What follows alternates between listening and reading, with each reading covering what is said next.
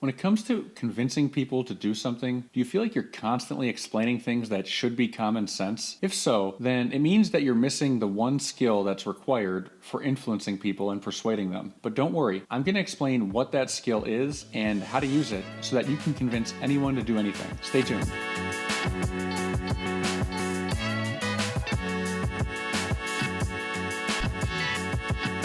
Welcome, and if you're new to the channel, you might be wondering who I am. I'm Doug Howard. I'm a licensed structural engineer and engineering manager. I started this YouTube channel to show engineers how to develop all the non-engineering skills that you need to drive your career forward. I release new episodes every week, so hit that subscribe button if you don't want to miss out on any tools, tips, insights, or techniques that can put your career on an accelerated path. Today, I'm going to explain the number one skill you need when it comes to influencing people, why this skill might not come natural to you, and I'm also going to teach you ways to develop this skill. Before we get too far, I want to point out that the episode you're watching right now is actually part 2 of a 3-part series on persuasion. I'll be making a bunch of references to material that was already covered in episode 1. So if you want to go back and watch episode 1, just click on the link that I provided in the description. In the last episode, I shared a story from early in my engineering career where I was stuck at a standstill on a project that was due. And I was stuck because I couldn't get the information I needed from the project salesman. Essentially, I had to influence somebody I didn't have authority over just to do my job. In my story, my first attempts at getting the sales team to get me answers failed. It failed because I was presenting the request to them in terms of my own personal interests, and I was only explaining the impact it was having on me. I was saying things like, this is putting a lot of pressure on me, I'm going to fall behind. And saying it like this really got me nowhere because I wasn't the salesman's top concern. And why should I be? I'm just a random coworker. In the grand scheme of this salesman's priorities in life, such as doing his own job, paying his own bills, and supporting his family, I probably ranked pretty low. It doesn't mean that he didn't care or that he is a bad person or that he was intentionally trying to put pressure on me. It's human nature to prioritize your own needs and your own concerns ahead of someone else's. It's human nature to think about things from your own perspective without considering the perspective of other people. When you know how to view the situation from another person's perspective and how to understand where they're coming from, you can reframe your message in a way that resonates with the other person, and it can actually influence their behavior. I did this with the salesman by reframing my request in a way that mattered to him. I knew his salary was based on commission from the projects he sold, and I also knew that he didn't receive the commission check until the project was completely finished. And once I explained how I needed these answers ASAP in order to keep the project on time, he had a whole new sense of motivation. Now he actually wanted to get me answers. But I couldn't have done this without considering his point of view, which is why empathy is the number one skill you need if you want to be able to influence people and win them to your way of thinking. This is a problem for many engineers because empathy isn't a skill that comes natural to most engineers. It's because of how our brains are wired. To oversimplify it, all people can be divided into 2 categories. This is in regards to how you absorb information, evaluate information, and how you use it to make a decision. Any type of decision, from choosing what you're going to say during a conversation to major life decisions such as purchasing a home. All people are either logical or emotional. Most engineers are logical, while most people are emotional. Logical people place a high value on logic and justice and fairness when they're making decisions. They naturally see flaws and imperfections, and they tend to be critical, and they're really good at taking a step back and applying impersonal analysis to problem solving. When it comes to rules, they see one standard for everyone to abide and follow. They value being truthful over tactful. They believe feelings are valid, but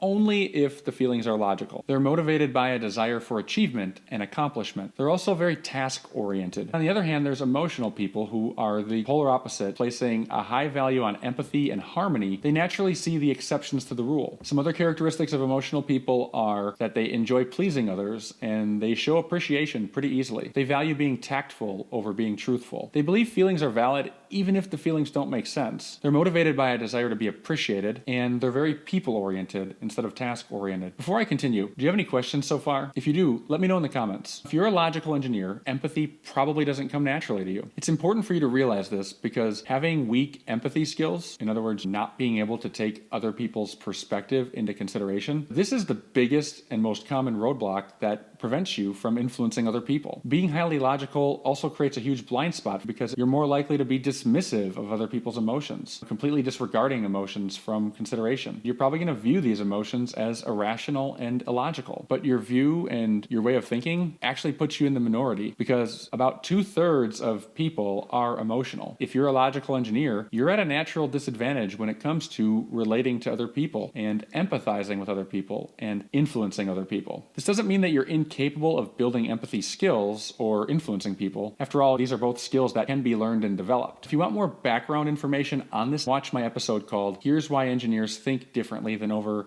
65% of people. I included a link to this episode in the description. As an engineer, you're naturally going to assume that using logic is the right way to approach decision making, that emotions aren't valid or aren't important. But I want to clear something up. Neither type is more or less intelligent than the other. There's a lot of value in both perspectives when evaluating decisions. In fact, a balanced perspective is ideal when you're evaluating complex decisions, and being able to do this pays dividends in every area of your life. For the purpose of this episode, I'm strictly going to focus on why empathizing with other people matters when it comes to influencing other people. Simply put, in order to get what you want from someone, you need to know who you're dealing with, what they want, what do they value, what do they consider important. The only way to get someone to do something is by understanding what motivates them and getting them to want to do it. It does mean that you have to be more outcome driven and intentional with how you go about influencing people. For example, let's say you have to make an argument to prevent a student from getting expelled from college. The student is accused of violating the school's drug use policy. And in this story, let's say this would be a first-time offense for an otherwise role model student who gets straight A's. If you're a logical person, you'd most likely take a very black and white approach to this, building your argument around facts, evidence, rules, what happened, what is known. You'd focus on proving the student's innocence, and if you couldn't prove it, you'd probably search for loopholes in the school's policies or past examples of students not getting expelled for similar offenses. One thing is for sure, there's no doubt that you would build an airtight case with fact-based evidence to support every point you want to make and a logical counterargument for every possible scenario you can anticipate. If the decision maker shares your views and your way of thinking, you're going to crush it. You're going to convince them pretty easily. But there's a 65% chance that the decision maker doesn't share your views because over 2/3 of people are emotional over logical. If the decision maker doesn't share your views, or if they happen to be more of an emotional person, then all that beautiful logic you put together is wasted on deaf ears and it gets you nowhere. In fact, it actually hurts you because in order to convince the decision maker, you need to know what they value. An emotional person is going to be more interested in things like, what is the situation in this student's home life? How will getting expelled affect the rest of this student's life? Will he get into another school? Could being expelled spark a downward spiral that leads this student into something worse than drugs? This person's also going to be interested in how this decision impacts other students and the school's future reputation. If you ignore these considerations, you're going to come off as callous, robotic, cold, which all but kills your chance at influencing the decision maker. How you make an argument makes all the difference in winning someone to your way of thinking. You can make the same argument in many different ways. Now, all of this is good information to know, but it doesn't do you any good if you're unable to empathize with people, which is why I'm going to use the rest of this episode to give you 5 ways to practice and develop this critical skill. First exercise is called expose your biases. Biases and preconceived notions interfere with your ability to listen and empathize. It changes the way you interpret other people's behavior and actions. For example, if you think someone is an idiot, then you're most likely not going to take them seriously, even when they offer valuable advice or bring a good idea to the table. If you want to uncover your biases, the first step is consciously looking for them. Start by paying attention to your internal emotions and your attitude whenever you're engaging with people. If you notice yourself being negative or skeptical, or if you notice yourself being challenging or dismissive towards another person, take a look in the mirror and ask yourself,